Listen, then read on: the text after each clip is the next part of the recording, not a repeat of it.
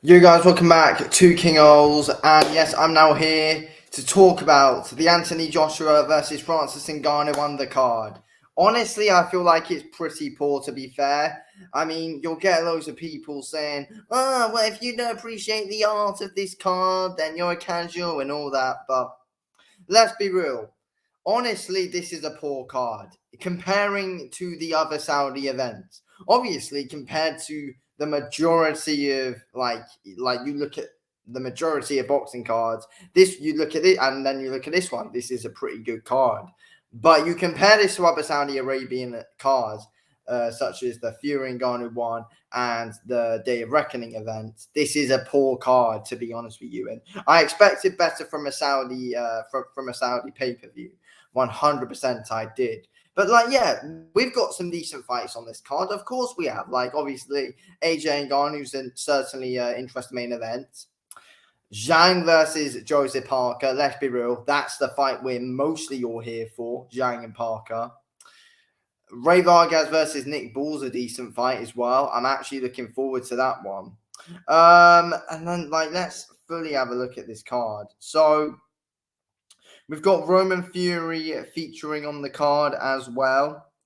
Of course, I mean, he's going to be up against some journeyman, though. He's not really going to be up against anyone special. Hootie versus Kevin Lorena. I mean, look, that's a decent scrap, but let's be real. Kevin Loren is the guy who basically backed off and let Daniel Dubois beat him. That's basically what Kevin Lorena is known for. Still annoyed at him for that performance as well.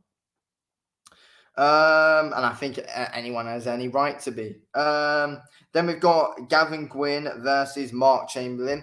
Decent little British scrap that we got there, to be fair. I am looking forward to that one.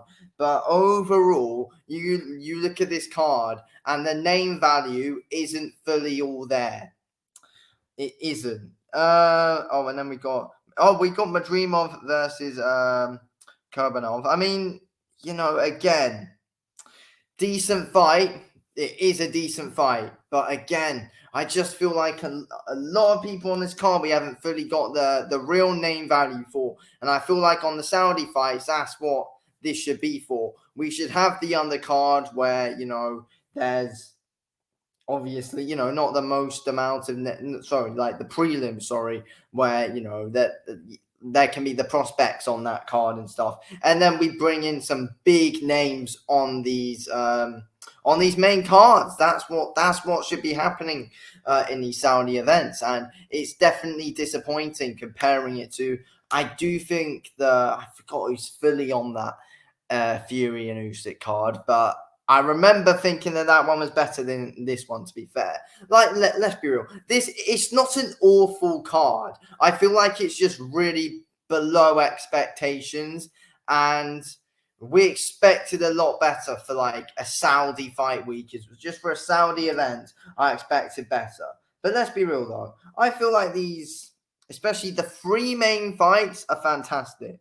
Fantastic three main fights: Ray Vargas and Nick Ball, Zhang versus Parker, and Joshua Ngannou. They're the fights that they are all great fights. It's just that the rest of them, it's not like I feel like there's not going to be a load of people desperate to tune in to the very start of this card. Like I'm not gonna be asked if I end up somehow like being late for like these first couple of fights on this Joshua Ngannou knockout chaos card. I would not care. With that Tyson Fury and Francis Ngannou card, if I missed one of those fights on that card, I would have been absolutely devastated. Luckily, I didn't. And then we obviously look at the Day of Reckoning event as well. If I missed one of the fights on that card, especially Day of Reckoning, that would have been gutting. But again, luckily, I didn't. But here, though, I wouldn't really care if I missed one of these fights. And it's like, I feel like you'll have a lot of people tuning in late to this one as well, to be fair. I feel like a lot of people feel the same as me. Like, I'm not going to lie, I'm not asked about watching this Nov to Sky versus Torres. I don't really give a shit about that fight. I honestly don't.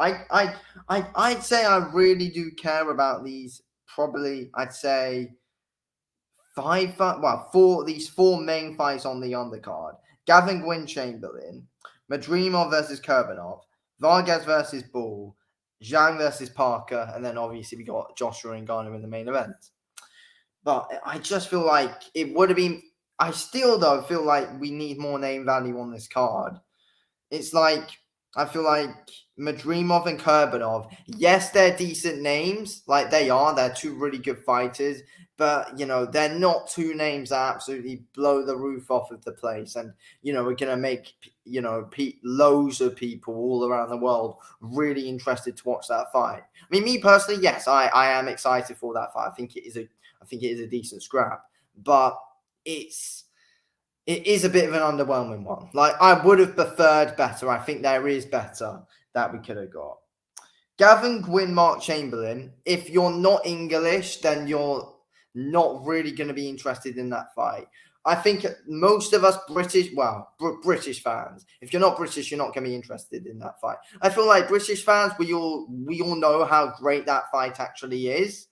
But again, though, like we know how great the fight is, and we know the guys, but it's just that again, name value is not fully there. Then we got Ray Vargas and Nick Bull. That's a great fight, which I think will get people interested. Zhang and Parker, what a fantastic fight that is, and Joshua and Ngannou, I think there's definitely hype there as well. But yeah, we just would have expected better from this undercard, in my opinion. I would have anyway. I wanted better. It's not. I do see loads of people complaining a lot, saying, "Oh, it's an absolutely awful card. Awful." It's not an awful card. We're just all pretty underwhelmed by it because we expected better. Because it's a Saudi event, we expect better than that, in my opinion, than what we've got here, in my opinion. But we still got some decent fights on there. It's going to be a good night of boxing, 100% it will. But it is slightly disappointing, though, to be fair. It is disappointing. It's just that I just feel like, I don't know, Madrimov and Kurbanov again, though, like, it's a decent fight, but it's like, we could have got better than that on that. We could have got better than that on this card. We really could have, in my opinion. I'm like, the big thing I am glad about is that we are mixing up the divisions on that lower, pitting in some of the lower divisions in there. But again, we just want some more bigger name value on this card. That's what I think. It's a Saudi card. Like, people might say, oh, yeah, like a Devin Haney wouldn't want to be on this card. But, I feel like if you offer him the money, even if he is on the undercard, put him co-main or like the third main fight, then, if the money is right, he would take that fight. But, I mean, we'll have to see, though. We'll have to see. But again, I mean, could we have got like a few more well-known heavyweights on this card instead of like, the Lorena fight and, the first fight, Novoskaya and Torres.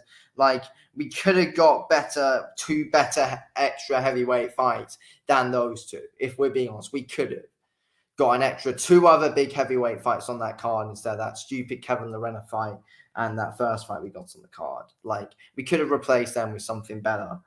But yeah, anyway, I'm going to end this video here. I think there are positives and negatives to take out of this card, but I'm just underwhelmed and a bit disappointed by it. But still, it's going to be a good night of boxing. Still a decent card compared to many others. It's a really good card compared to many others. But for a Saudi event, it's just a little bit underwhelming. Anyway, going to end this video here. Thanks for watching this video, King. I'll speak to you in a bit. Thanks for watching. Peace.